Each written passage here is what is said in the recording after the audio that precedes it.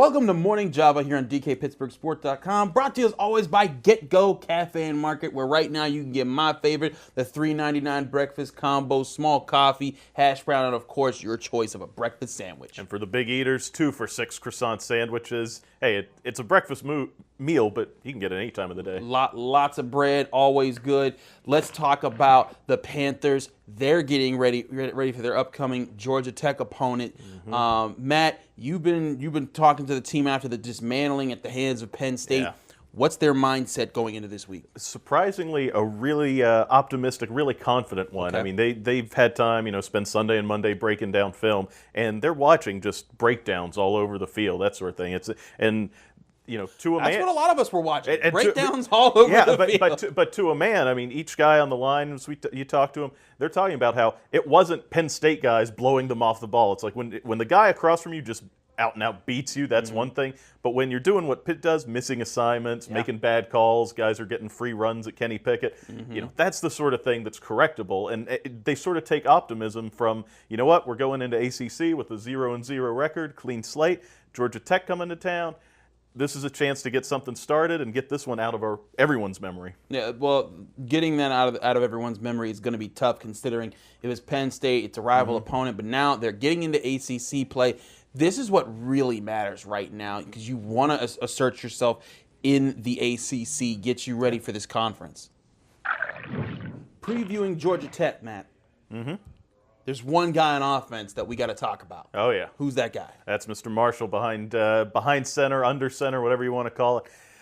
Taquan Marshall is their quarterback. He missed a little bit of their last game against South Florida, went out with an injury, but returned to the game. But he should be all systems go for coming up here against the Panthers. The quarterback is the guy who makes that Georgia Tech offense go. They run the triple option, that flexbone formation that, a lot of people, think of it looks like a high school offense. If you're from around Pittsburgh, you probably think McKeesport or something like that when you see it. But, I mean, they run it so efficiently. They've run it for 11 years now since Paul Johnson's been there. He ran it at the Naval Academy before that, and they still run it effectively. I mean, it's going to be run heavy. If they run 70 plays, you can bet 55 to 60 of them are going to be runs, and Pitt's going to have to be on their assignments to slow them down. Now, you would think that this plays in Pat Narduzzi's hands, because Narduzzi's known for being a run stopper, and he leaves his cornerbacks on islands no matter how bad they are at it. But he leaves his cornerbacks on islands to go and stop the run. Last year, they didn't really stop them. What's the hope that this year it's going to be different? Well, this year they do think their defensive front is much better. I mean, all those guys have returned from a year ago, so they're hoping the mistakes of a year ago go away. I mean, Pat Narduzzi is 2-1 against Georgia Tech since he showed up here. He did have the one loss in the Military Bowl to Navy, so I guess you could say he's 2-2 against this offense.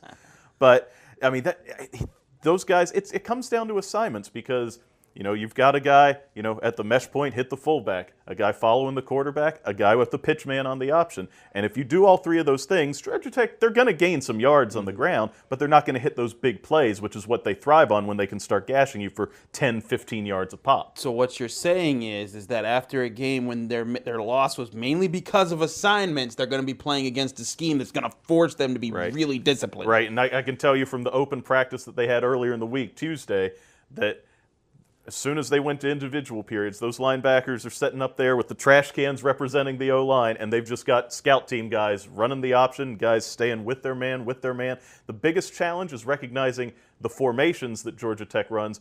Who is the fullback, who is the pitch man, and how they run it. Those move. Yeah, those guys move around, and that's going to be the biggest test for Pitt's defense. So, Matt, let's talk again about Pitt and what they can do better. In that Penn State game, they had no passing offense. Now, I understand weather conditions and this, that, and the third, but this was Kenny Pickett's chance to show, hey, I'm up against a top 10 team. We saw him do it against Miami, but Miami since then has started to look like maybe a bit of a facade of what it was. Now, here's a chance to play an ACC opponent in a regular season game. How can he assert himself as a passer that's going to lead this offense? Well, the thing I would really like to see Pitt do is try to get him a few short passes early on, just maybe some quick screens to his receivers, get it out in space, because you saw Georgia Tech's coming off a loss where they gave up 49 points to South Florida. Now, of course, South Florida scored 2 kick return touchdowns in that one too. But What South Florida was able to do was get athletes in space. And so what Pitt needs to do is basically the same thing. And let Kenny Pickett get the ball out of his hands quickly, get some confidence in that passing game, and sort of shake off, what was really, for all the blown assignments on the line, the weather was the biggest factor in that Penn State game because Trace McSorley didn't exactly look like a Heisman candidate either, going 14 for 30. So, neither quarterback threw the ball well. It wasn't meant to that. McSorley at least was able to move the ball, and when they got to the red zone, he could target the red zone. Whenever Pickett dropped back, at first I thought he was just confidently running the ball. Then eventually it looked like he just had happy feet, and I'm done processing. I'm going to run here and take this. I think you said it right, happy feet, and that's something Pat Narduzzi's spoken about this week. He can't take it all on his shoulders. Right. Those breakdowns were happening on the line, and eventually he just got too happy running it, wasn't giving his receivers a chance to get open. And as they watch film, the head coach is coming out saying it's like these guys were getting open. It wasn't all on the receivers. Kenny's just got to trust him a little bit and not try to, be the hero every play. Does that change happen this week? I think it has to if Pitt's going to be successful. Georgia Tech throws a new wrinkle at Pitt. They've switched this year to a 3-4 defense from a 4-3, so you've got, that little change up front, but it's not something not something totally foreign to Pitt because UVA has also played that for the last few years. So, there are some things, assignment-wise they've got to take care of, but the opportunity is there. This is not a great Georgia Tech defense. They've got some strong players, but Pitt needs to just get their guys in space, get the running game going with Quadriolison again, which they were able to run on Penn State. They were. So they should be able to run on Georgia Tech. So right now, Matt, story sweeping across the nation in regular news as well as sports news is Hurricane Florence. It's coming in hot. Hopefully, if you have loved ones out there, they're out of the way and everyone's safe. We wish everyone the best. But Matt, there's been a lot of changes being made and a lot of monitoring happen to see if it's going to affect some sports games. I know some games have already been canceled. Yeah, and college football is probably the sport that's going to be hit hardest because it's going to sweep through the Carolinas. First of all, a lot of ACC games. North Carolina was supposed to host Central Florida, which happens to be the next two teams Pitt plays. Yeah, awkwardly. So North Carolina's already on to Pitt preparation, I would guess. But, their game was canceled. West Virginia was supposed to go down to NC State. Yep. That's wiped out. You have Wake Forest and Boston College. They moved their game up to Thursday night to try and get it in. Wake's a little more inland, so they're trying to get it in ahead of the rain and get BC back out of there.